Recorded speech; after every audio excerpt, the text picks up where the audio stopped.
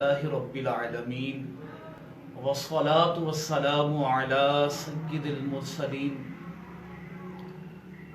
اما بعد فاعوذ باللہ من الشیطان الرجیم بسم اللہ الرحمن الرحیم۔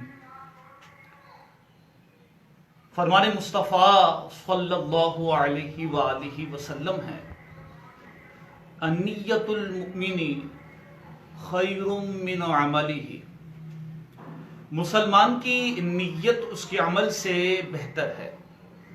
آئیے اس حدیث مبارکہ اور امیر اہل سنت دامت برکاتہم العالیہ کے عطا کردہ مدنی انعام کے مطابق عمل کرتے ہوئے اپنی نیکیوں کو بڑھانے کے لیے کلاس کے آغاز ہی میں کچھ اچھی نیتیں کیے دیتے ہیں۔ اللہ عز و جل کی رضا اور حصول ثواب کے لیے علم دین حاصل کروں گا۔ دورہ صرف میں از ابتدا تا انتہا شرکت کی سعادت حاصل کروں گا۔ اور بھی حسب حال اچھی نیتیں کر لیجئے کہ جتنی اچھی نیتیں زیادہ ثواب بھی زیادہ۔ حدیث مبارکہ کا مفہوم ہے کہ مسلمان کی اچھی نیت اسے جنت میں داخل کر دیتی ہے۔ صلو علی الحبیب صلی اللہ علی محمد صلی اللہ علیہ وآلہ وصحبہ وسلم۔ آئیے حسب معمول بطور برکت کے درود پاک کی ایک فضیلت کو شامل کرتے ہیں۔ قال رسول اللہ صلی اللہ علیہ وسلم من صلی علی فی یوم 50 مرۃ صافحتہ یوم القیامہ، او کما قال رسول اللہ صلی اللہ علیہ وسلم۔ حضور نبی کریم رؤوف الرحیم صلی اللہ علیہ وآلہ وسلم نے ارشاد فرمایا کہ جس نے مجھ پر دن میں 50 مرتبہ درود پاک پڑھا تو بروز قیامت میں اسے مصافحہ کروں گا۔ صلو علی الحبیب صلی اللہ علی محمد صلی اللہ علیہ وآلہ وصحبہ وسلم۔ تو درود پاک بھی پڑھتے رہیے، دیگر ذکر و اذکار بھی کرتے رہیے، دعائیں بھی مانگتے رہیے، اور نمازوں کی پابندی بھی کرتے رہیے، اور اس کے ساتھ ساتھ اپنی دعوت اسلامی کے لیے خوب عطیات بھی جمع کرتے رہیے۔ جس طرح سے جب آپ جامعۃ المدینہ میں باقاعدہ ہوتے تھے ان دنوں میں، تو آپ عطیات جمع کرتے تھے اور لا کر جمع کرواتے تھے اپنے ناظم صاحب کو، اپنے استاد صاحب کو۔ تو آپ گھروں میں ضرور ہے، لیکن آپ کوشش کریں کہ عطیات جمع کرنے کا آپ کا معمول تھا اس کو برقرار رکھیں، اور اپنے جاننے والوں سے، دیگر احباب وغیرہ سے آپ رابطہ کر کے اپنی دعوت اسلامی کے لیے ضرور عطیات جمع کروائیں اور عشر بھی جمع کیجیے۔ صلو علی الحبیب صلی اللہ علی محمد صلی اللہ علیہ وآلہ وصحبہ وسلم۔ اپنے کل کے لیکچر میں ہم نے کچھ سیغوں کو ڈسکس کیا تھا، اسی طرح سے ملحق باربائی مجرد کے جو ابواب تھے، ان کی جو علامات تھی، ہم نے ان کو ڈسکس کیا تھا۔ تو اسی ضمن میں اور چند ابحاث کو کل کے لیکچر میں ہم نے ڈسکس کیا تھا۔ آج ہم جن ابحاث کو ڈسکس کریں گے، آج کے جو ہمارے موضوعات ہوں گے وہ میں نے یہاں پر درج کیے ہیں، امید ہے کہ آپ اس وقت اس کو دیکھ رہے ہوں گے۔ آئیے حسب معمول سب سے پہلے ہم گزشتہ کل کے جو 3 صیغے ہیں وہ ڈسکس کرتے ہیں، جو 3 صیغے میں نے آپ کو دیے تھے۔ سب سے پہلا صیغہ جو میں نے آپ کو دیا تھا وہ صیغہ تھا آثارا کا۔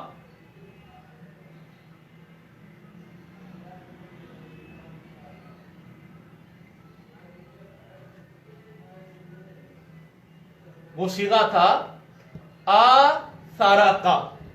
یہ صیغہ امید ہے کہ آپ کو نظر آ رہا ہوگا، آثارا کا۔ تو یہ صیغہ کون سا ہے، نوٹ کر لیجئے گا اس کو۔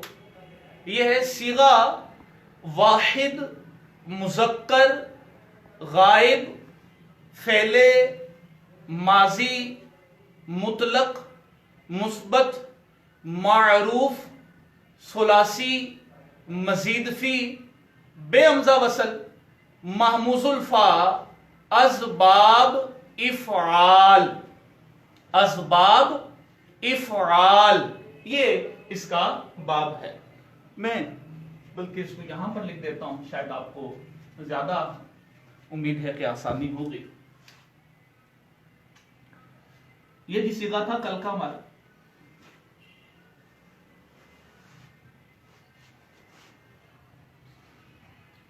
یہ صیغہ میں نے آپ کو عرض کر دیا کہ یہ صیغہ کون سا ہے۔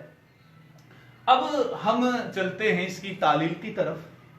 اچھا، تعلیل ویسے یہ معروف ہے لفظ، ہم جب صیغوں کی یوں تحقیقات بیان کرتے ہیں تو تعلیل کا لفظ یوز ہوتا ہے۔ ویسے محموز میں ہم جو چینجنگ یا تبدیلی کرتے ہیں قواعد کی روشنی میں، اس کو ہم تخفیف کہتے ہیں۔ انشاءاللہ آج کے موضوعات میں میرے یہ شامل بھی ہے، تخفیف، ادغام اور اعلال کے کچھ تعریفات اور کچھ ابحاث میں آپ کو عرض کروں گا۔ اچھا ٹھیک، اب اس کی تعلیل کیا ہے، اس کی تخفیف کیا ہے، اس کو شامل کرتے ہیں۔ آثارا کا، یہ اصل میں کیا تھا؟ اصل صیغہ ہے یہ آثارا، ٹھیک ہے، قاف تو ضمیر منصوب متصل کے ساتھ لگی ہوئی ہے۔ تو آثارا اس کی اصل کیا ہے؟ جو طریقہ کار میں نے آپ کو بتایا ہوا ہے اسی کو آپ اپلائی کیجئے کہ آپ باب افعال سے جو مصدر آپ نے یاد کیا ہوا ہے اس سے سیم یہی صیغہ آپ نکالیے۔ کیا صیغہ آتا ہے وہ اکرام مصدر سے؟ اکرامہ، اس کے وزن پہ لے جائیے، کیا بنے گی اصل اس کی؟ آثارا۔ کیا بنے گی؟ آثارا۔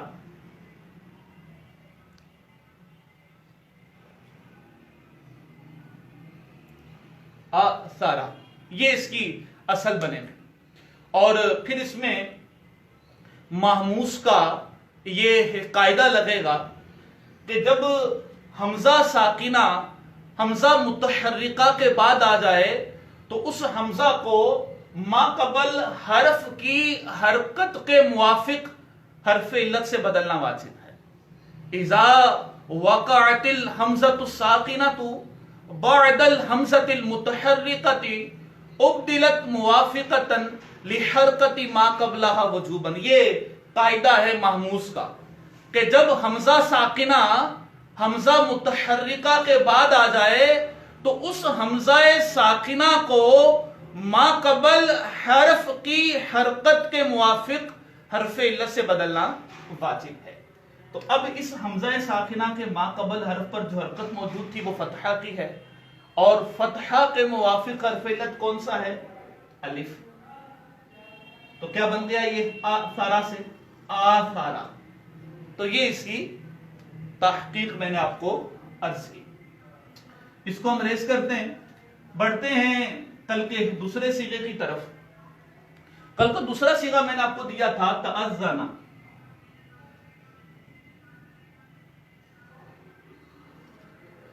کل کا دوسرا صیغہ تھا تأذن، آسان صیغہ۔ صیغہ کیا ہے یہ؟ صیغہ واحد مذکر غائب فعل ماضی مطلق مثبت معروف ثلاثی مزید فی بے حمزہ وصل محموز الفا اسباب تفاعل، ہے نا؟ تفاعل باب سے جو آپ نے مصدر یاد کیا ہوتا ہے عموماً تقبل، تو آپ اس سے اگر گردان چلائیں تو تقبلا یا تقبلوا تقبلا، تو کوئی تقبلا کا وزن تأذنا تقبلا تفاعلا، تو یہ باب تفاعل کا ماضی سے صیغہ ہے۔ اور آپ دیکھ سکتے ہیں کہ یہ اپنی اصل پر ہے، اس میں کسی قسم کی کوئی تعلیل جسے آپ تحقیقی زبان میں تخفیف کہتے ہیں کوئی بھی نہیں ہوئی ہے، اپنی اصل پر۔ وزن دیکھیں نا سیم وہی ہے تقبلا، اور جو حروف اصلیہ اس کے حمزہ ذال اور نون وہ بھی موجود ہے۔ تو یہ کل کا دوسرا صیغہ تھا۔ تیسرے صیغے کی طرف بڑھتے ہیں۔ کل کا جو ہمارا تیسرا صیغہ تھا وہ تھا اتینا کا۔ اتینا کا نقطہ میں بڑا ڈالو تاکہ آپ کو دیکھنے میں آسانی رہے۔ अतैना का। तो सिगा अतैना ये है, काफ ज़मीर आगे मंसूब मुत्तसिल की है, उसको हम सिगे में शामिल नहीं करेंगे। अतैना को अपने जहन में आप रखें, ये क्या सिगा बनेगा, बोलिए। सिगा जमा मुतकल्लिम, फेले माजी मुतलक मुस्बत मारूफ सुलासी मुजर्रद महमूजुल फा व नाकिस याई अज़बाब दाराबा यदरिब। दोबारा एक बार रिपीट कर दूं। सिगा जमा मुतकल्लिम फेले माजी मुतलक मुस्बत मारूफ सुलासी मुजर्रद महमूजुल फा व नाकिस याई अज़बाब दाराबा यदरिबु। अज़बाब दाराबा यदरिबु। अता याती, ये अगर दान चलती है तो बाब दाराबा यदरिबु से इसका ताल्लुक है। हफ्त अक़साम में मैंने आपको अर्ज किया कि हफ्त अक़साम में ये महमूजुल फा और नाकिस याई है, जिसको हम मुरक्कब कहते हैं सरफ की इस्तिलाह में। मुरक्कब का मतलब सरफ की इस्तिलाह में क्या होता है कि कोई कलिमा बैक वक्त हफ्त अक़साम की दो मुख्तलिफ अक़साम से ताल्लुक रखता हो। और ये भी आप देखें तो अपनी असल पर है, इसमें कोई तालील मौजूद नहीं है। आप अगर इसका वजन करेंगे तो दरब ना, तो ये अपनी असल पर ये सिगा मौजूद है, इसमें कोई तालील कोई तखफीफ नहीं हुई है। तो ये कल के 3 सिगे थे जिनको हमने पहले हल किया। आप इसको उम्मीद है कि अपने पास नोट कर चुके होंगे, और अगर कुछ लिखने से रह जाया करे तो मैंने पहले भी आपको गुजारिश की कि परेशान ना हो, आपके पास वीडियो सेव हो रही होती है। ये हमारे जामिअतुल मदीना का जो ऑफिशियल पेज बुक है ये उस पर सेव हो रही होती है, आप बाद में भी उसको देख सकते हैं अगर कोई चीज आपकी निकल जाए बिलफर्ज। वैसे मैं कोशिश करता हूं कि कुछ आहिस्ता बोलो और आप लोग लिख सकें। अच्छा जी, कल का हमारा तीसरा सीगा हो गया।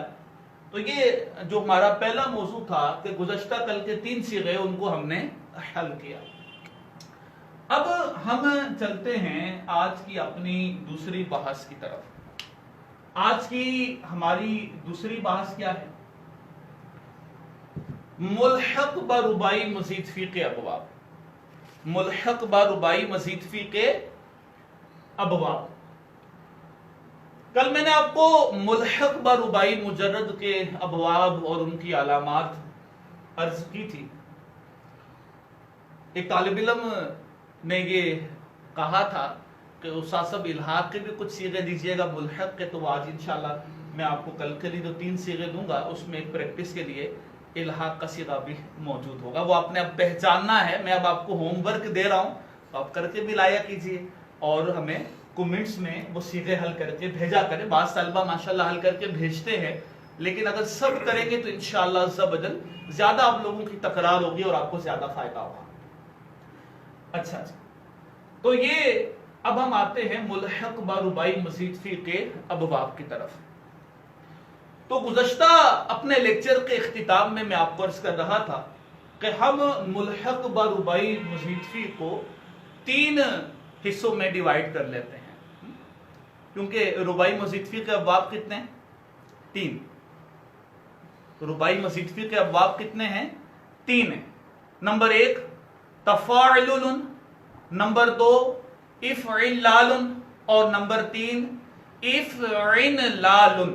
तो चूंकि रुबाई मजीद फी के हम अबवाब 3 पढ़ते हैं, तो इसी एतबार से हम मुल्हक ब रुबाई मजीद फी के अबवाब को 3 हिस्सों में तकसीम कर लेते हैं। पहले नंबर पर हम जिक्र करते हैं मुल्हक ब इफ़इलाल के बाब को। मुल्हक ब इफ़इलाल।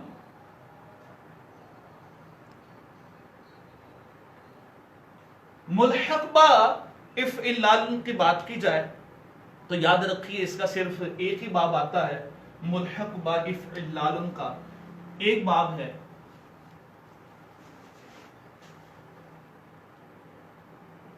क्या है वो बाब? इफ़विलाल। उस बाब का नाम क्या है? इफ़विलाल,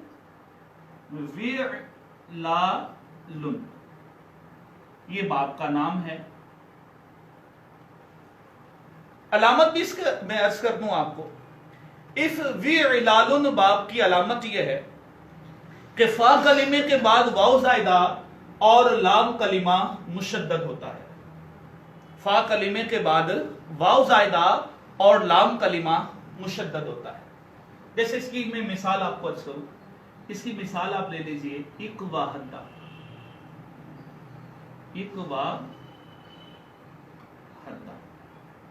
تو آپ دیکھ سکتے ہیں کہ جو کاف فا کلمہ ہے اس کے بعد واو زائدہ ہے اور جو دال لام کلمہ ہے یہ لام کلمہ مشدد ہے.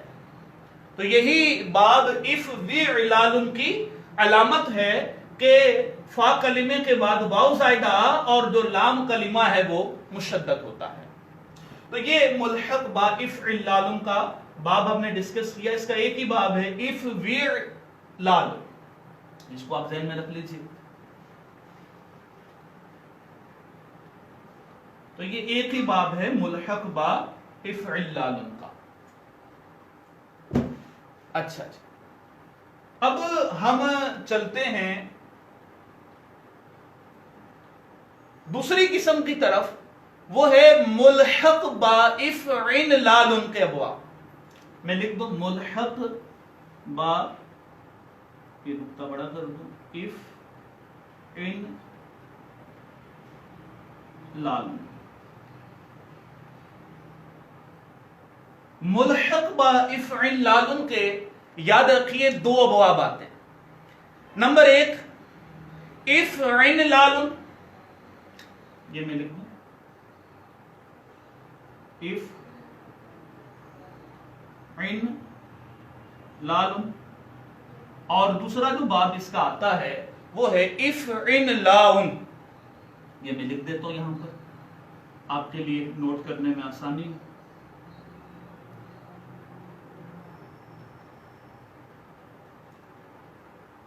اف عین لال پہلا باب اور دوسرا باب ہے اف عین لا ان. اچھا ان کی علامات کیا ہیں وہ بھی میں آپ کو عرض کر دوں. اف عین لال باب کی علامت یہ ہے کہ عین کلمے کے بعد نون زائدہ اور لام کلمہ مقرر ہوتا ہے. عین کلمے کے بعد نون زائدہ اور لام کلمہ مقرر ہوتا ہے. اس کی مثال بھی میں آپ کو عرض کر دوں. اس کی مثال ہے ایک عن ساسا. ایک عن ساسا، یہ بھی ایک عن ساسا. تو آپ دیکھ لیجئے جو علامت میں نے آپ کو عرض کی کہ عین کلمے کے بعد نون زائدہ اور لام کلمے کی تکرار. یہ سین لام کلمہ اس کی تکرار. یہی بات اف عین لال کی علامت ہے. اس سے بھی آپ گردان چلائیے گا ایک عن ساسا. اچھا جی دوسرا باب ہے اف عین لا ان. اس باب کی علامت یہ ہے کہ عین کلمے کے بعد نون اور آخر میں یا زائد ہوتی ہے. جیسے اس کی مثال ہے اس لن کا. اس لن کا. تو عین کلمے کے بعد نون اور لام کلمے کے بعد اور آخر میں جو ہے وہ یا زائد ہوتی ہے. تو آپ دیکھ لیں کہ عین کلمے کے بعد نون اور آخر میں جو ہے وہ یا زائد موجود ہے. تو یہ ہے اس کی مثال اس لن کا. تو یہ جتنے بھی ابواب ہیں ان کی علامات کو یاد رکھنے کا میں پہلے بھی طریقہ عرض کر چکا. آج دوبارہ ریپیٹ کر دیتا ہوں کہ آپ ابواب کے نام اور ان کی ایک ایک مثال جو صیغہ واحد مذکر غائب کی ہو وہ آپ نے یاد کر لینی ہے. ایک ایک صیغہ آپ کو یاد کرنا پڑے گا ہر باب کے نام کے ساتھ جو صیغہ واحد مذکر غائب کا ہو اس باب سے. تو اسی صیغہ واحد مذکر غائب کو دیکھ کر آپ نے اس کی علامت کو پہچان لینا. جیسے ثلاثی مجرد کے ابواب کی جو علامات ہیں نا وہ ہم پہچانتے ہیں ماضی اور مضارع کے صیغے کو دیکھ کر، ہے نا. جیسے ہم باب ضرب یضرب کی علامت کیا بیان کرتے ہیں کہ ماضی مفتوح العین اور مضارع مکسور العین. تو یوں ضرب یضرب، راجع یرجع ہمارے سامنے آ جائے گا، ہم پہچان جائیں گے راجع یرجع یہ باب ضرب یضرب سے تعلق رکھتا ہے. لیکن جو ثلاثی مزید فی کوئی کلمہ اگر ہے تو اس کے باب کی پہچان یا رباعی مجرد ہو یا رباعی مزید فی وغیرہ ہو تو اس کلمے کے باب کی پہچان ہمیں صیغہ واحد مذکر غائب سے ہوتی ہے کہ اس صیغے کو ہم دیکھتے ہیں، صیغے کو، اور پھر ہم اس باب کی علامت کو پہچاننے کی کوشش کرتے ہیں. اچھا تو یہ ملحق با افعلال کے دو ابواب تھے، افعلال افعلان، اور اس کی ایک مثال بھی میں نے آپ کو عرض کر دی. اس مثال کو پیش نظر رکھ کر آپ ان ابواب کی جو علامات ہیں وہ پہچان سکتے ہیں. اچھا آگے بڑھتے ہیں، اس کو میں اریز کر دیتا ہوں.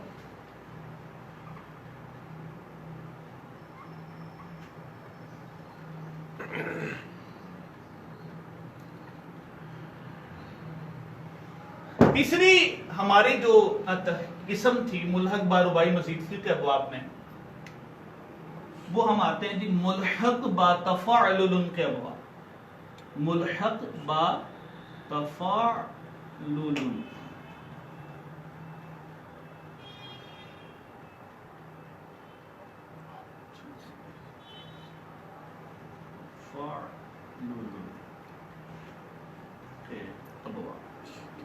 ملحق با تفاعل کے کتنے ابواب ہیں اور کون کون سے ہیں، ان کی علامات کیا وہ عرض کر دوں. 8 ابواب ہیں ملحق با تفاعل کے. نمبر 1 تفاعل، تفاعل.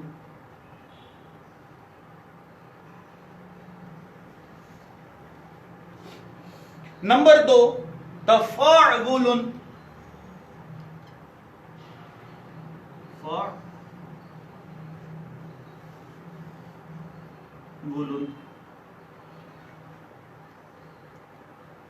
نمبر 3 پر اگر آئیں تو تفیعل، تفیعل.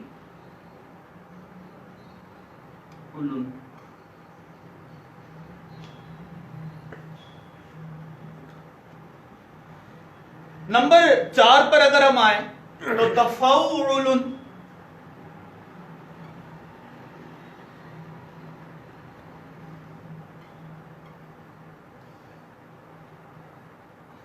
نمبر 5 پر اگر ہم آئیں تو تفاعل.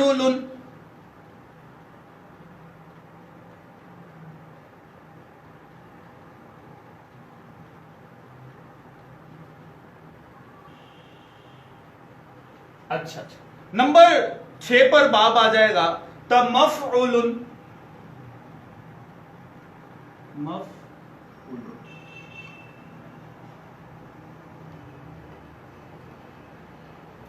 چھ ابواب ہو گئے. اچھا جی نمبر 7 تفاعلتن، یہاں لکھ دیتا ہوں نمبر 7 تفاعلتن. یہ میں پیچھے والوں کو ریز اس لیے نہیں کر رہا تاکہ آپ ایک ساتھ ان 8 ابواب کو دیکھ سکیں. یہ 8واں باب، 7واں باب ہے تفاعلتن اور 8واں ابواب ہے تفاعلن. 8واں باب ہے تفاعلن.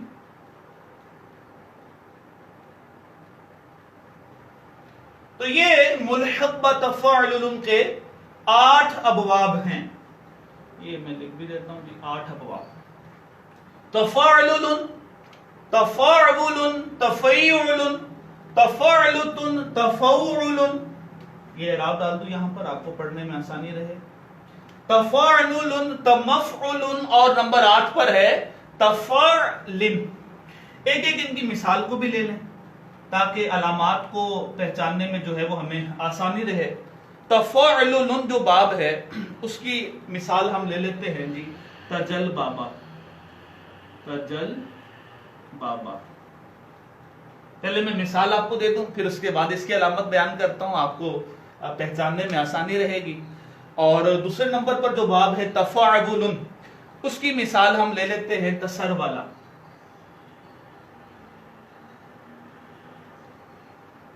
تسر والا بڑی توجہ سے آپ نے اس کو سمجھنا ہے. ملحق بتفاعل کے ابواب کو ہو سکتا ہے جو صیغہ میں آج آپ کو دینے جا رہا ہوں اس کا تعلق انہی ابواب میں سے کسی باب کے ساتھ ہو.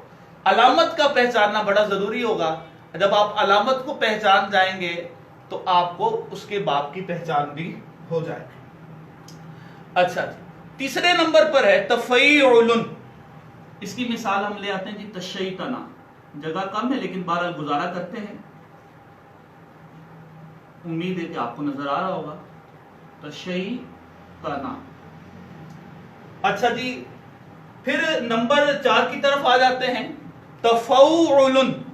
اس کی مثال ہم لے لیں تجوربا.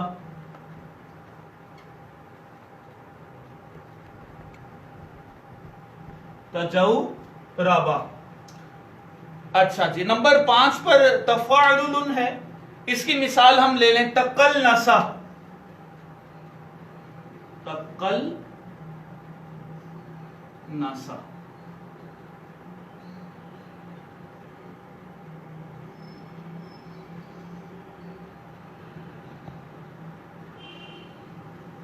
نمبر 6 پر ہے تمفعل. اس کی مثال ہم لے لیں تمسکنا. تمسکنا.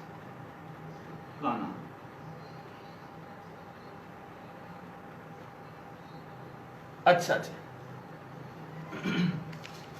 پھر نمبر 7 پر آ جائے گا تفاعلتن. اس کی مثال ہم لے لیں تعفرتا. یہ میں ادھر نیچے لکھ دیتا ہوں، اوپر جگہ کم ہے. تعفرتا.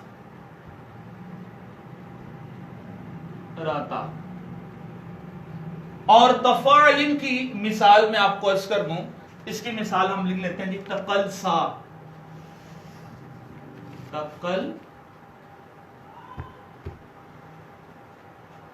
تقلصا.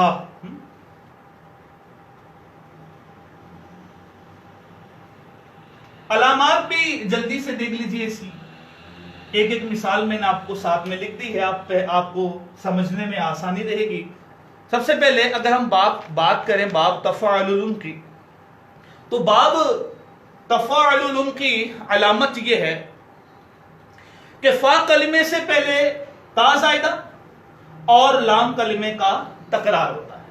جیم فا کلمہ، اس سے پہلے تا زائدہ ہے اور با جو لام کلمہ ہے اس کا یہاں پر تکرار موجود ہے.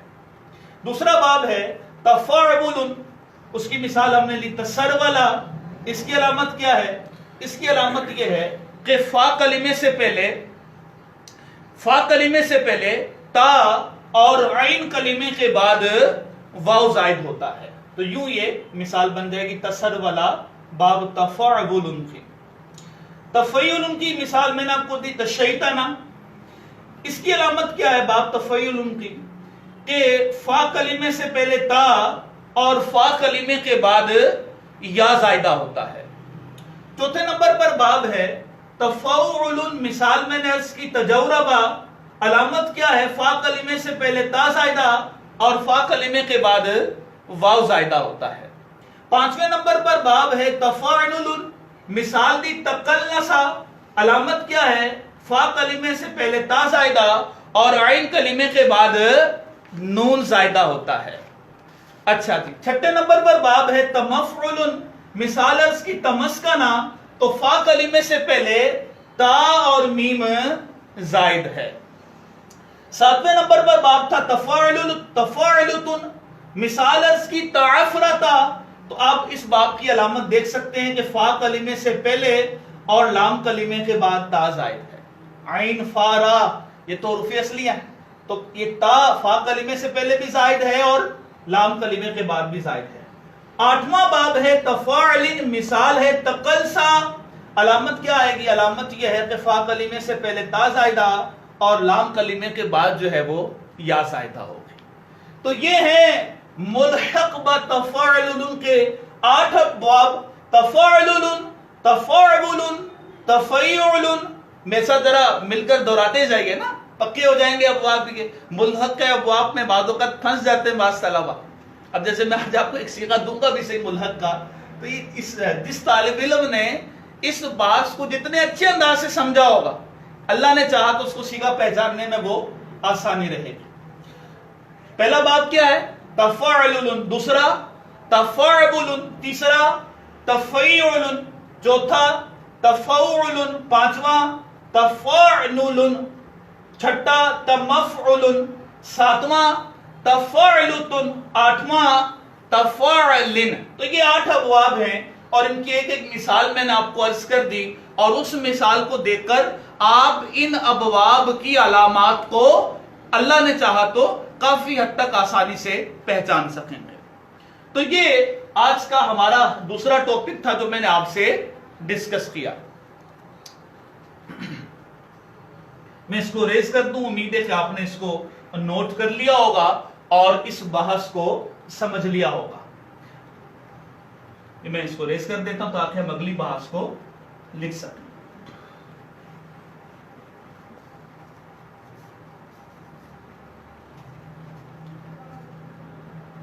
یہ الحمدللہ عز و جل جتنے بھی ابواب تھے ثلاثی مجرد کے یا غیر ثلاثی مجرد کے, ہم سب مکمل پڑھ چکے ہیں.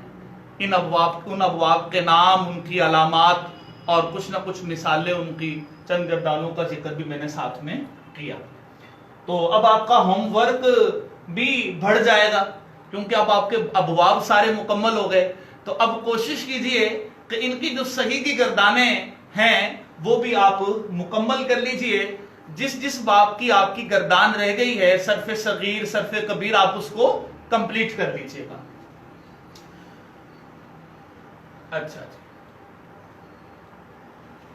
اب ہم آگے چلتے ہیں اگلی بات کی طرف. تخفیف, ادغام اور اعلال. یہ کچھ اصطلاحات ہیں, میں چاہ رہا تھا کہ ان کی تعریفات آپ کو عرض کر دوں. اصطلاحی تعریفات ان کی ہیں کیا؟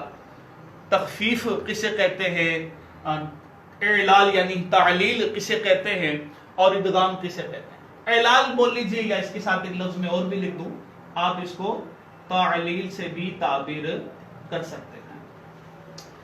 باقاعدہ جو اصطلاحی تعریف ہے تخفیف کی وہ یہ ہے کہ تغییر الحمزہ کی تخفیف.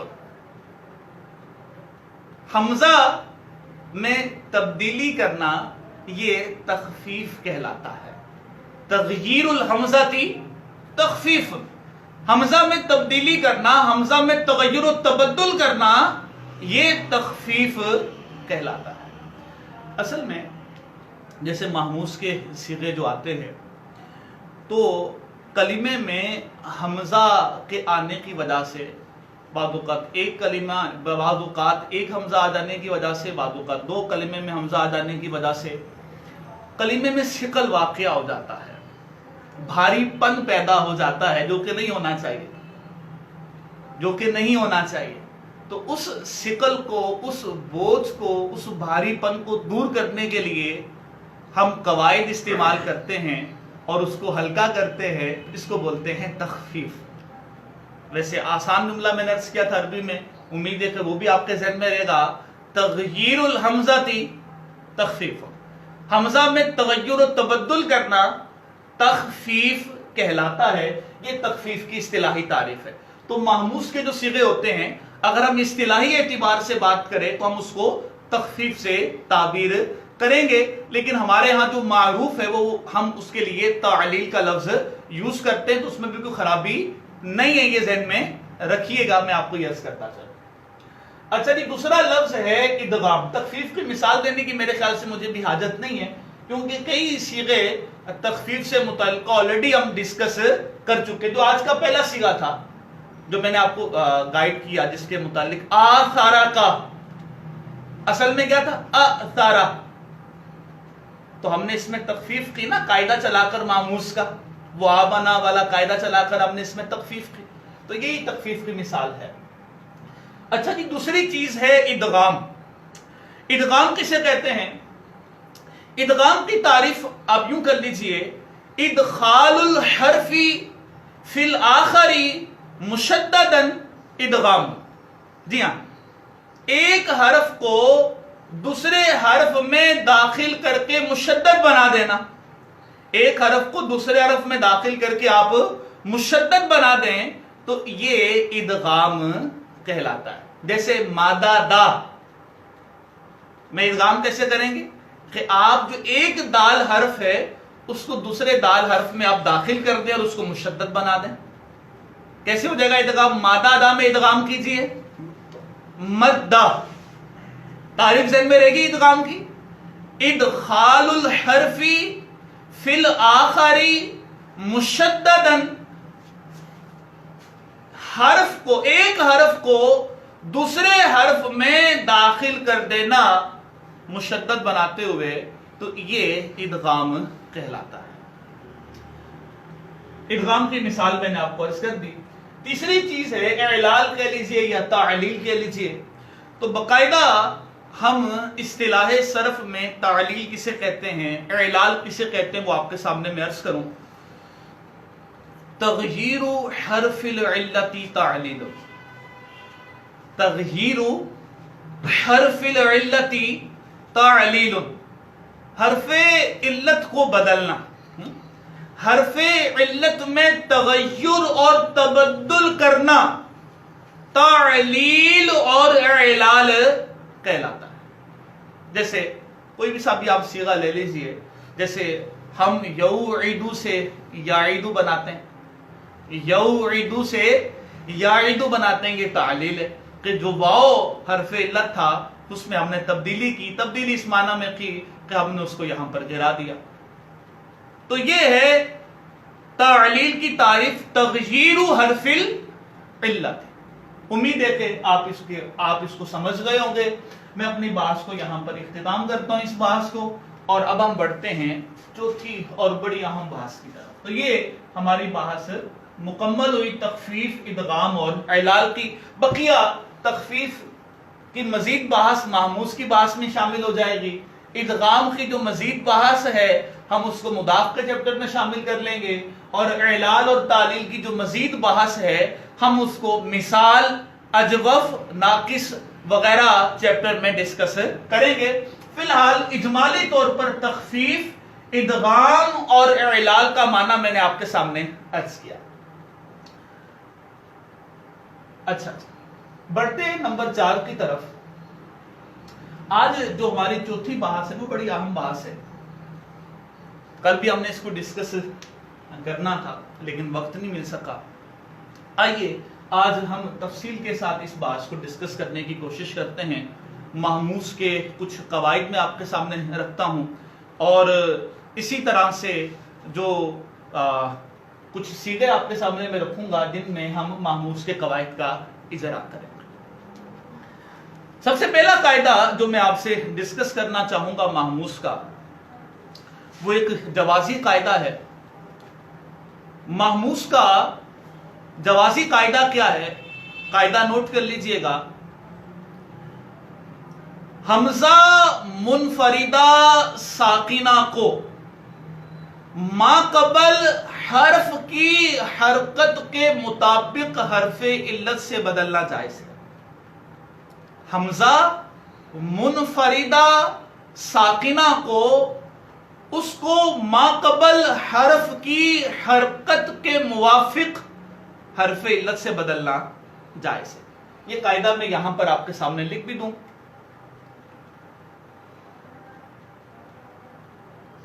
یہ پہلا قاعدہ جی، یہ پہلے میں محموز کی ہیڈنگ دے دوں تاکہ بعد میں بھی جو طلبہ ہمارے ساتھ شامل ہو اس سلسلے میں تو وہ سمجھ سکیں کہ کس کے قاعدے چل رہے ہیں. یہ محموز کے قواعد ہم ڈسکس کرنے لگے ہیں اس وقت، اور پہلا قاعدہ جو ہے وہ اس وقت میں بیان کر رہا ہوں محموز کا، کہ حمزہ منفردہ ساکنہ کو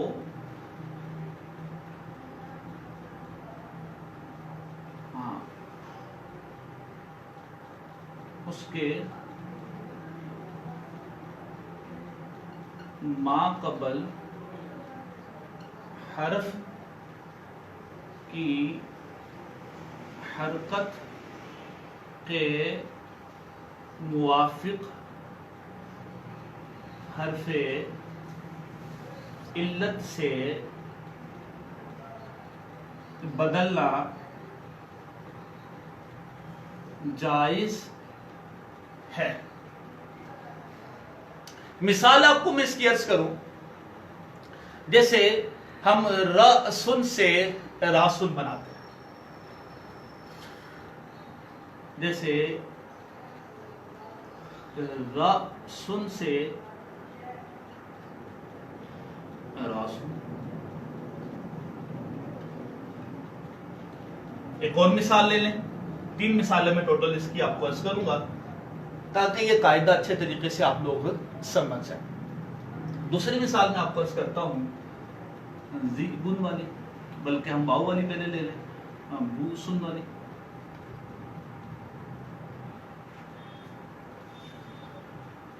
بوسن قاعدہ لگ کے کیا ہو جائے گا؟ بوسن.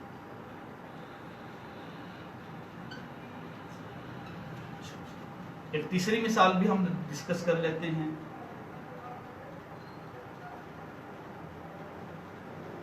ذئبن قاعدہ لگ کے کیا ہو جائے گا؟ ذئبن. قاعدہ تھا حمزہ منفردہ ساکنہ کو اس کے ماقبل حرف کی حرکت کے موافق حرف علت سے بدلنا جائز ہے. مثال پہلی میں نے آپ کو عرض کی، جیسے رأسن سے راسن. قاعدے کو اس پر اپلائی کیجئے گا.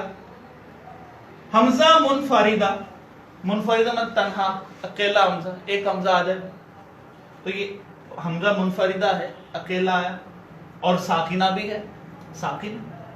تو اس کو اس کے ماقبل حرف کی حرکت کے موافق حرف علت سے بدلنا جائز ہے. حمزہ کا ماقبل حرف کیا ہے؟ را. اس پر حرکت کون سی موجود ہے؟ فتحہ کی. فتحہ کے موافق حرف علت کون سا ہے؟ الف. تو اس سے اس کو بدل لیں گے تو رأسن سے کیا بن جائے گا؟ راسن. اسی طرح سے بوسن سے کیا بن جائے گا؟ بوسن. اور ذئبن سے کیا بن جائے گا؟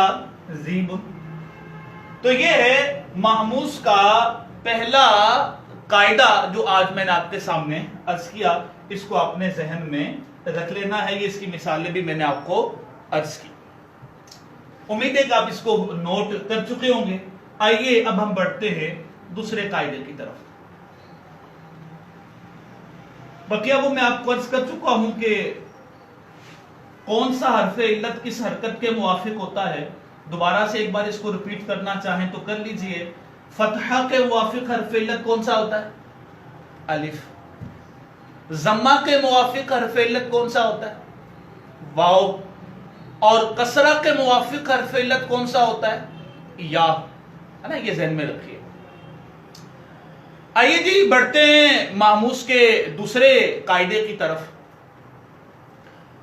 اور وہ وجوبی قاعدہ ہے، ذہن میں رکھیے گا.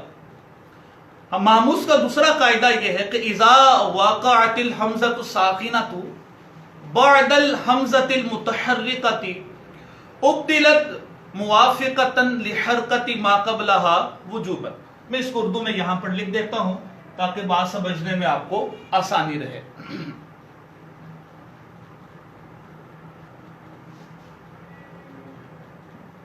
قاعدہ نمبر 2.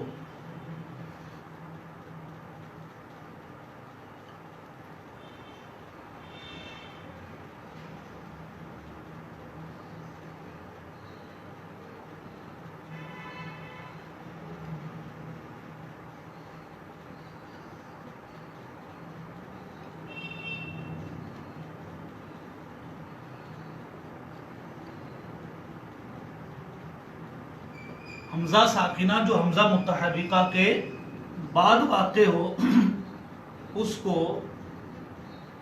ما قبل حرف کی حرکت کے موافق حرف علت سے بدلنا واجب ہے. حمزہ ساکنہ جو حمزہ متحرکہ کے بعد واقع ہو اس کو ما قبل حرف کی حرکت کے موافق حرف علت سے بدلنا واجب. بہت زیادہ ماموس کا یہ قاعدہ صیغوں میں جاری ہوتا ہے، اس کو آپ نے پکا رکھنا ہے.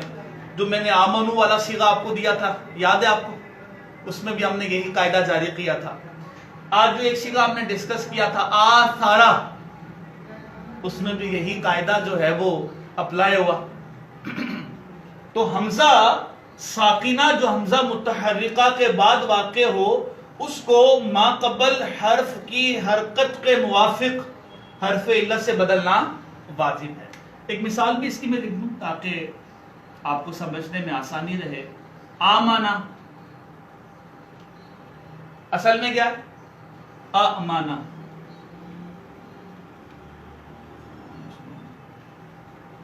آمانا تو آمانا سے جو آمنا بنا وہ اسی قاعدے کے تحت بنا کہ حمزہ ساکنہ حمزہ متحرکہ کے بعد آیا تو اس حمزہ ساکنہ کو ما قبل حرف کی حرکت کے موافق حرف علت سے بدل دیا گیا.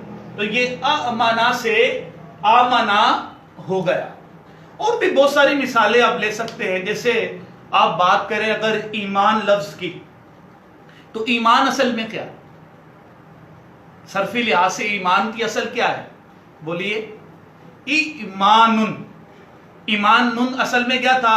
ایمانن. یہی قاعدہ اپلائی ہوگا کہ حمزہ ساکنہ جو حمزہ متحرکہ کے بعد واقع ہو اس کو ما قبل حرف کی حرکت کے موافق حرف علت سے بدلنا واجب ہے. تو جب ہم نے حمزہ کو اس کے ما قبل حرف کی حرکت کے موافق حرف علت سے بدلا تو ایمان سے کیا ہو گیا؟ ایمان. تو اسی طرح اور بہت ساری مثالیں آپ لے سکتے ہیں. ماضی مجہول کا جو صیغہ آپ پڑھیں گے آمنا تو ماضی معروف کا آ گیا. ماضی مجہول کا کیا آئے گا؟ اومینا. تو اومینا اصل میں کیا تھا؟ اومینا. تو اس میں بھی یہی قاعدہ اپلائی ہوگا. تو یہ محموس کا بہت زیادہ استعمال ہونے والا وجوبی قاعدہ ہے. اس قاعدے کو آپ نے اچھی طرح سے ذہن نشین کر لینا ہے. اللہ نے چاہا تو آپ کو محموس کے صیغے اور ان میں جو بھی تخفیف واقعہ ہوگی ان میں جو بھی تبدیلیاں واقعہ ہوں گی آپ کو وہ پہچاننے میں آسانی رہے گی. تو امید ہے قاعدہ نمبر 2 آپ سمجھ گئے ہوں گے. اب میں چلتا ہوں محموس کے قاعدہ نمبر 3 کی طرف. یہ بڑی اہم بحث کا آج سے ہمارا آغاز ہو رہا ہے کہ ہم مختلف چیزوں کے جو قاعدے ہیں محموس کے، اجوف کے، مثال کے، ناقص کے، ان کو ہم ڈسکس کریں گے اور ان کا ہم اجرا کریں گے. اور جو میں آپ کو صیغے آگے دیا کروں گا تو آپ نے ان قواعد کا ان صیغوں میں پھر مزید اجرا کر کے لانا ہے. اللہ نے چاہا تو آپ کے یہ قواعد مزید پکے ہو جائیں گے. ایک اور قاعدہ ہم شامل کرتے ہیں. اگلا قاعدہ، تیسرا قاعدہ، اس میں نمبر تبدیل کر لوں اس کا. تیسرا قاعدہ یہ ہے کہ کلو حمزۃ مفتوحۃ منفردۃ اذا وقعت بعد الضمۃ تصیر واوا وبعد الکسرۃ یاء جوازا. اردو میں عرض کر دوں آپ کو کہ ہر حمزہ منفردہ مفتوحہ، ہر حمزہ منفردہ مفتوحہ جب ضمہ کے بعد واقع ہو تو واو ہو جاتا ہے اور کسرہ کے بعد واقع ہو تو یا ہو جائے گا. ضمہ کے بعد واقع ہو تو واو ہو جائے گا اور کسرہ کے بعد واقع ہو تو یا ہو جائے گا. میں لکھ دوں قاعدہ یہاں پر آپ کو.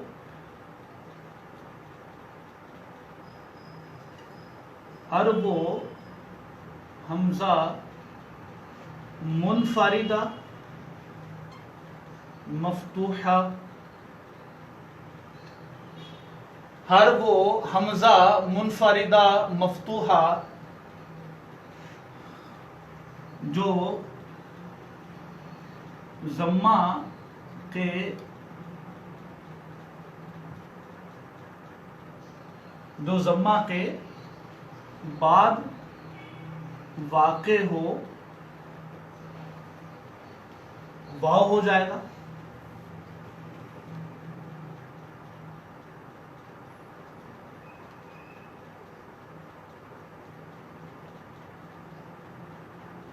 اور جو کسرہ کے بعد واقع ہو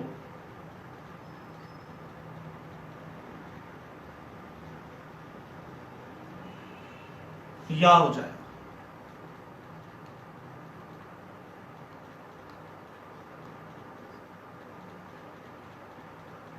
یہ قاعدہ ہے. حرف و حمزہ منفردہ مفتوحہ جو ضمہ کے بعد واقع ہو واو ہو جائے گا, اور جو کسرہ کے بعد واقع ہو تو یا ہو جائے گا. دو مثالیں میں اس کی عرض کر دوں آپ کو تاکہ بات سمجھنے میں آسانی رہے. ایک مثال آپ کو دے دیتا ہوں جوان, اور دوسری مثال میں آپ کو دے دیتا ہوں میارن. جوان اور میارن.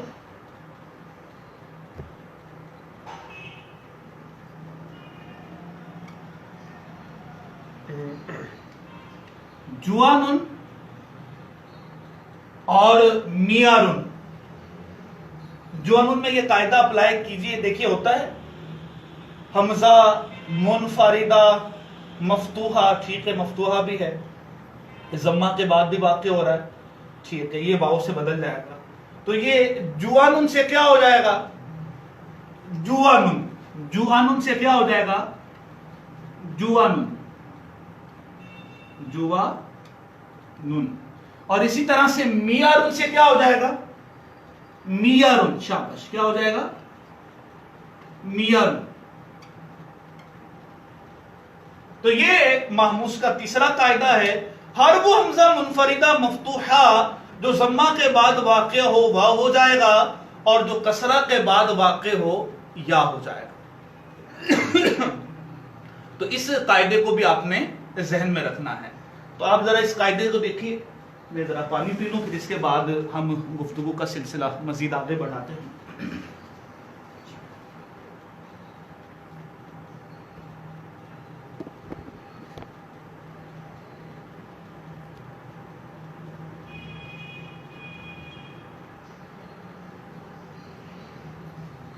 اچھا, تو یہ تیسرا قاعدہ آپ کو سمجھ میں آ گیا. حرف و حمزہ منفردہ مفتوحہ جو ضمہ کے بعد واقع ہو واو ہو جائے گا, اور جو کسرہ کے بعد واقع ہو یا ہو جائے گا.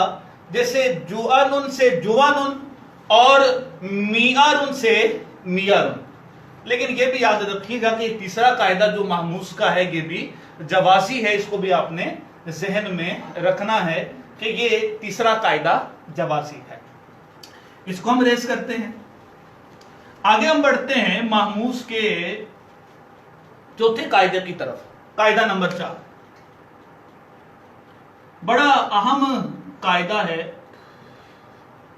نوٹ کر لیجئے اس کو, کہ جب دو حمزہ متحرکہ اکٹھے آ جائیں اور ان میں سے ایک مکسور ہو تو دوسرا حمزہ جوازی طور پر یا ہو جائے گا, وگرنہ دوسرا حمزہ واو سے بدل جائے گا. میں اس کو لکھ دوں.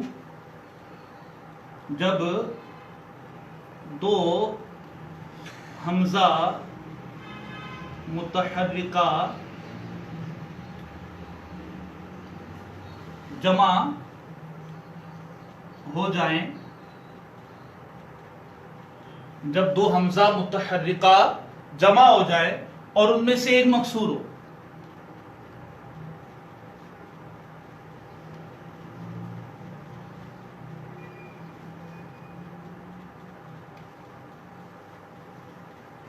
اور ان میں سے ایک مکسور ہو تو دوسرا حمزہ جوازی طور پر یا ہو جائے گا. تو دوسرا حمزہ یا ہو جائے گا. جیسے اس کی مثال بھی میں آپ کو عرض کر دوں، جیسے جائن سے جائن ہم بناتے ہیں، اور وہ جو دوسرا حمزہ ہے ہم اس کو یا سے بدل دیتے ہیں، یعنی جائن سے جائن جو ہم بناتے ہیں، وہ جو جائن والا صیغہ ہے اس کی جب ہم تخفیف بیان کرتے ہیں، اس میں جب قاعدے ہم بیان کرتے ہیں تو اس میں ایک مقام پر جا کر ہم یہ کہتے ہیں کہ یہ جائن سے جائن ہو گیا. تو یہ جائن سے جائن اسی قاعدے کے تحت ہوگا، اور مزید پھر کچھ اور قاعدے لگیں گے، وہ انشاءاللہ میں جائن کی جو صرفی تحقیق ہے وہ تفصیل کے ساتھ آپ سے ڈسکس کروں گا، ابھی وقت جو ہے وہ کم ہے.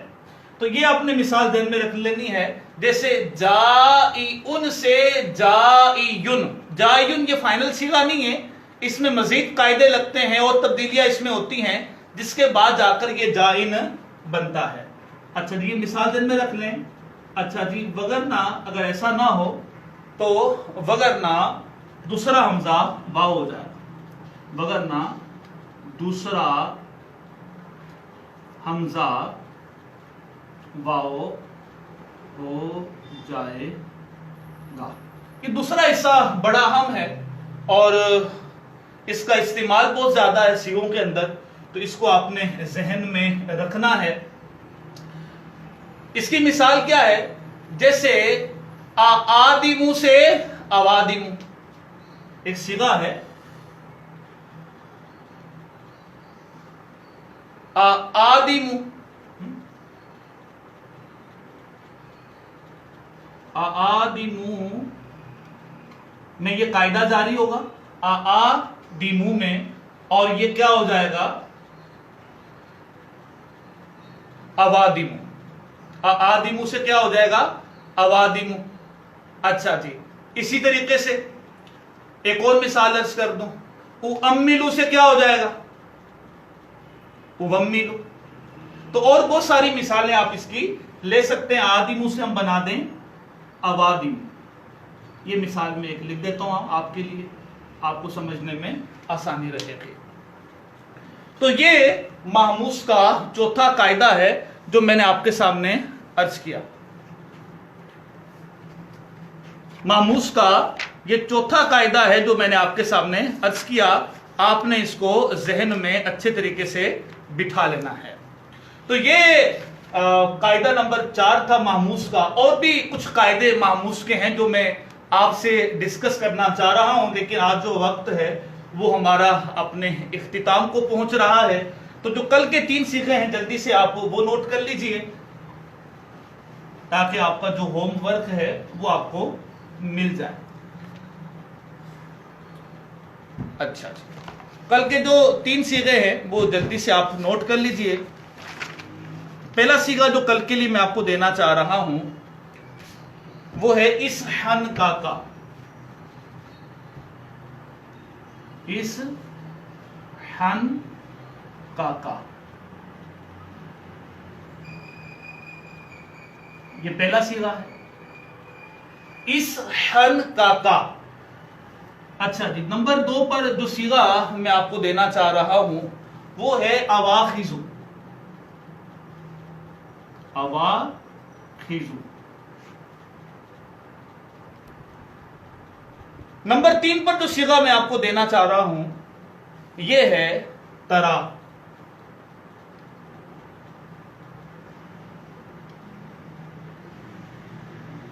تو یہ کل کے لیے 3 صیغے ہیں، ان کو آپ نے حل کر کے لانا ہے، غور کرنا ہے کہ آیا یہ صیغے صحیح کے ہیں یا کس کے ہیں، پھر یہ کہ مجرد کے ہیں، مزید فی کے ہیں، ملحق کے ہیں یا کس کے ہیں، غیر ملحق کے ہیں. تو آج کے ہمارے درجے کا وقت اپنے اختتام کو پہنچا.